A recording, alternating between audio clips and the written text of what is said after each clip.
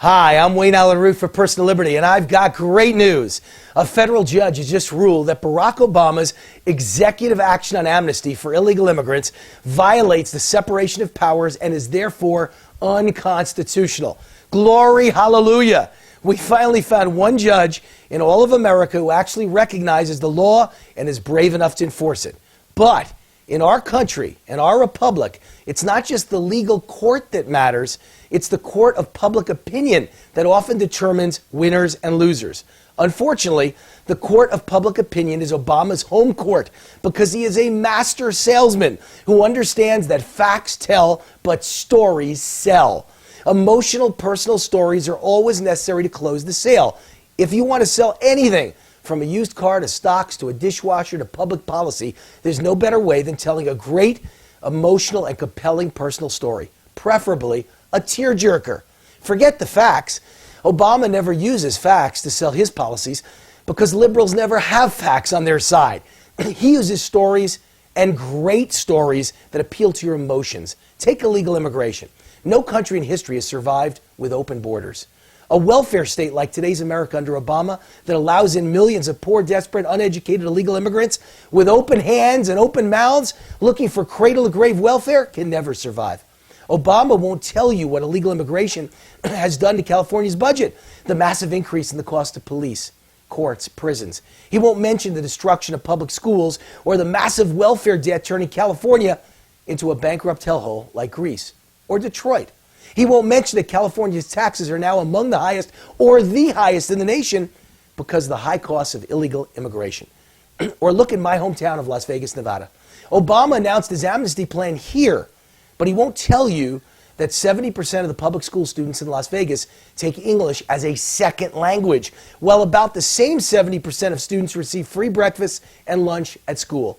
That's not a coincidence. The costs of illegal immigration are taking away the resources to teach the children of legal American citizens like you and me reading, writing, and arithmetic. School budgets are literally drowning under the weight. Illegal immigration is bankrupting our school system, medical system, and legal system. The taxes necessary to pay for all this is burying the once dynamic American economy and threatening to destroy the future of your children.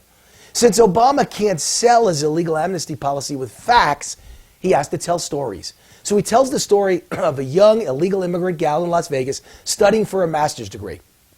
Do we want to deport her? Is that the kind of country we are, Obama asks. He's trying to say this young Vegas gal represents the American dream and she's representative of all illegal immigrants. Brilliant. He's playing to our heartstrings. No facts, just emotional, personal stories. Well, two can play at that game. I've got a compelling personal story from Las Vegas of my own. This is a story that the Republican Party needs to use. Thanks to my friend Chuck Muth for passing on this story. Muth is one of the great conservative activists in this country. He's also one of the few conservative leaders who understands how to sell conservatism with personal and emotional stories. This one's a powder keg. This one's not the American dream, it's the American nightmare. Tell this story from coast to coast, and Obama's plans for illegal immigration amnesty are DOA, dead on arrival.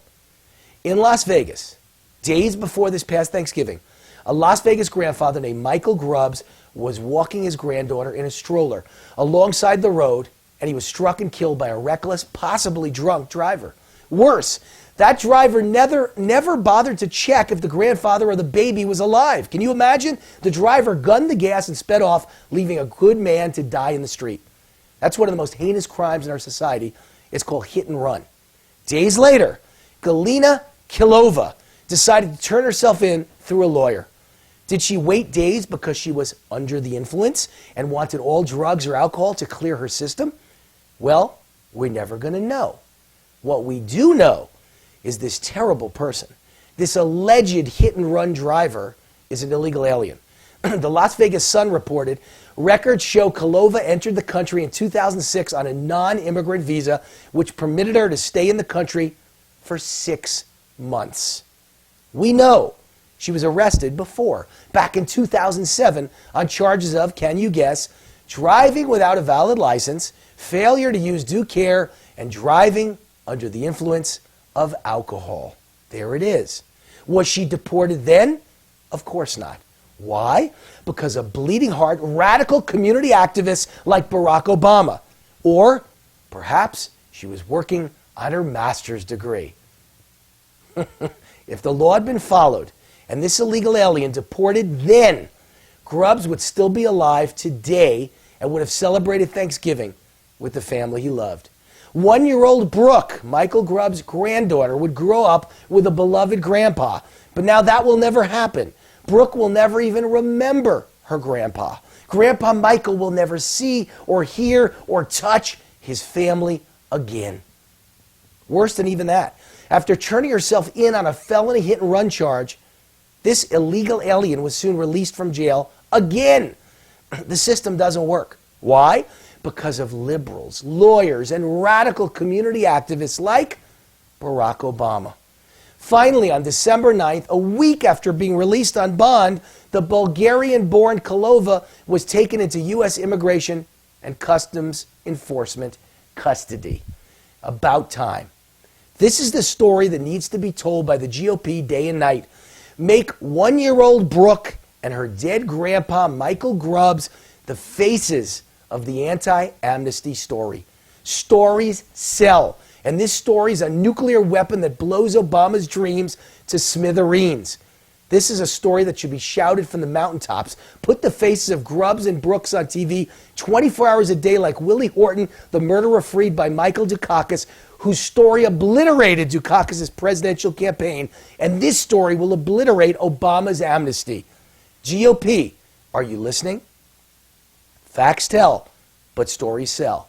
This story trumps any story Obama tells. This story kills amnesty. This story seals the border. Or this story ignites a revolution by law-abiding, tax-paying, legal American citizens.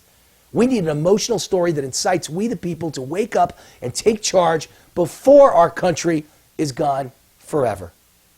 So this Christmas season, remember Michael Grubbs and his little angel Brooke, and then call your congressmen and senators. Let's stop amnesty dead in its tracks by taking a page from Obama's playbook. Facts tell, but stories sell. Like Obama, conservatives need a plan to overwhelm the system.